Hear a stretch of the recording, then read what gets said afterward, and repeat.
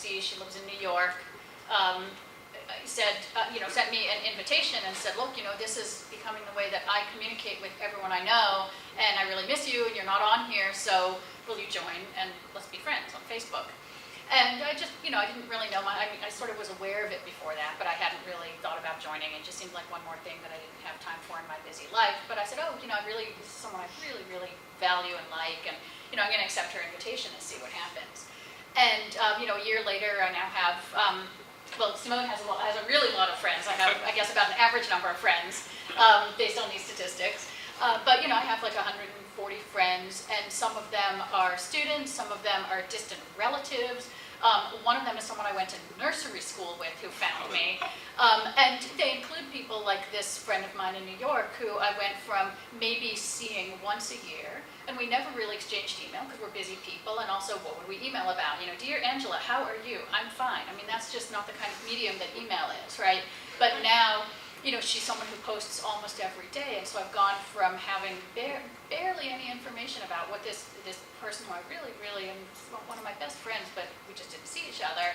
And now, I know where she's traveling, I know about what she's thinking, what she's reading, movies she's seeing, reactions she has to, art openings that she goes to. She posted an article just this morning about something from a Buddhist magazine that was really interesting. I can follow up on her links, and I can see what all of her other friends, some of whom are mutual friends, but many of whom are people I don't know, what all of them have to say. And because she's someone who I think is really cool, a lot of her friends are cool also, and I'm just able to kind of, even when I don't respond to what she says, to listen into these conversations and to really just get a lot of information and just kind of daily inspiration from this friend of mine. And of course, that's one of like 140 friends, and some people are more active than others. But every day now, I participate in these feeds of just the things that come up, right? And it's reactions to what's going on in the news. It's information about how people are feeling. I just found out that one of my cousin's baby is overdue, and so hang in there, right? Just these. It's really, really, really a different medium than email. I absolutely echo what Mike and Tom said about that. I use it mostly just for fun. I don't use it really in an academic context, although I'll have more to say about that in a minute.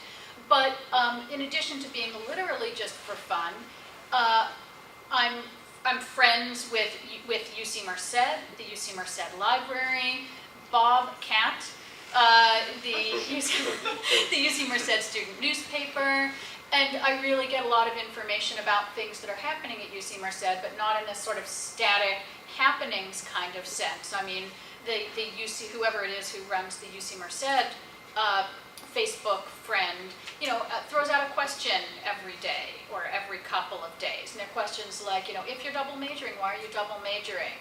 Or, what's your favorite class? And it's a way for whatever students are friends with UC Merced also to give that, post that information. And it's really, really interesting for me to keep track of that. And I also, sometimes I use my friends, many of whom, of course, are my colleagues. They're professors teaching the same classes that I teach. Every so often I throw out a, hey, I'm doing such and such in my class today. I'm not sure how to present it. What do you guys think? And I've gotten really, really interesting, absolutely useful feedback from some of my friends, who are colleagues, by doing that. All of this is to say, absolutely, as seconding what Mike and Tom said, that it's a very, very public medium. On my same group of friends, I have these friends from nursery school and distant cousins and colleagues and students and institutional entities. And so I have to be mindful of the fact that that's the community that I speak to when I post something on Facebook. I also, I have a policy of not friending current students, although I'm also wondering whether it's not a hard and fast policy, and I'm rethinking it also for some of the same reasons that Tom was talking about. However, I have quite a number of friends who are current graduate students. I'm always happy to friend graduate students. I'm judiciously friend current upper division students. If they're people who I've had for a couple semesters and I have an ongoing relationship with.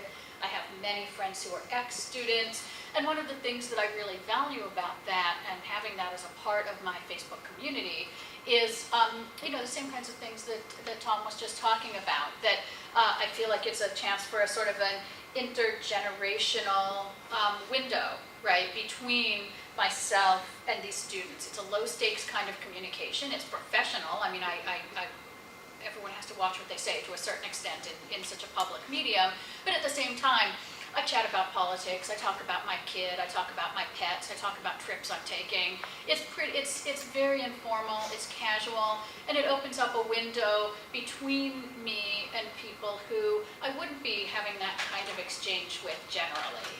A couple of my graduate students last semester during finals week got into a sort of contest with each other on Facebook to see who could drink the most Red Bulls because they had to stay awake and finish their papers. And they were posting these little photographs of their stacks of Red Bulls. And I was thinking, oh my God, I would have no clue that I mean, maybe I'm naive, but to me, that would be a completely foreign culture, except that I happen to be friends with these people on Facebook. And they know that I'm participating, that I'm listening in on that conversation, or they should know, anyway. But I don't have to participate, I don't have to be intrusive, but this is something that's happening publicly and showing up on my feed, and it's really giving me a lot of insight, but in a very, very low stakes, low key, low time consumption. I check my page throughout the day, but often not for more than 30 seconds or a minute, just, okay, what's new, right? And close it down again. But by doing that, I really, really am able to have this window into the life of a lot of students and just various people. And I've come to value it very, very much as a part of my social life and also as my professional life. In a sense, all of that's sort of a long preamble in some ways, because what I really want to focus on is this promise of social networking. And one of the things, I'm someone who's very interested in teaching and technology. I absolutely agree with Mike and Tom that our forms of communication are going to get more web-based and more social over the next few years. I think we're really on the cusp of that. And so one of the things I value about Facebook, in addition to what I already presented, is that it is absolutely the most stable, usable, compelling, fun, low-bar platform that nevertheless embodies all of these new kinds of communication. And so even though I don't use Facebook in my classroom, and I don't really want to, I just don't want to. I'm happy to friend individual students, but I don't want all of my students to feel like they have to friend me. That seems like it would be intrusive. And at the same time, I want to be able to pick and choose who I feel like I have enough of a relationship to that I want to send them, pictures of my kid and my cat and, information about my weekend. And so I don't really foresee, and there are filters, I should say, let me step back a minute and say, there are absolutely filters to use and workarounds. I know some people who have two identities. They have their regular identity and then they have their, Professor Mostern identity, and they are literally a different person. So there are things you can do if you want to use it in the classroom. I don't think I want to do that. But what I do feel is that, on a regular basis, almost every day, it helps to enlighten me and make me more sophisticated about how knowledge is starting to be circulated and how it's going to continue to change in its form of circulation in the very, very near future. And it's making me aware about how much of the way that I learn and I communicate what I know is no longer sort of sitting down and reading something from beginning to end, and is no longer sort of sitting and listening to a lecture or sitting down and standing up and delivering a lecture, but instead is happening in this very multifaceted, individuated, communicative and collaborative environment. And so I feel that the way that it's changing my teaching practice isn't the tool itself, but the fact that I'm gaining more insight, more sophistication into that form of knowledge exchange, which for better or worse, and I think in many ways for better, is absolutely with us. And partly because I've been so inspired by Facebook, I absolutely have changed my teaching practices. So this year, for instance, I'm teaching a freshman large lecture class, and I decided that one required part of the class was going to be a course wiki.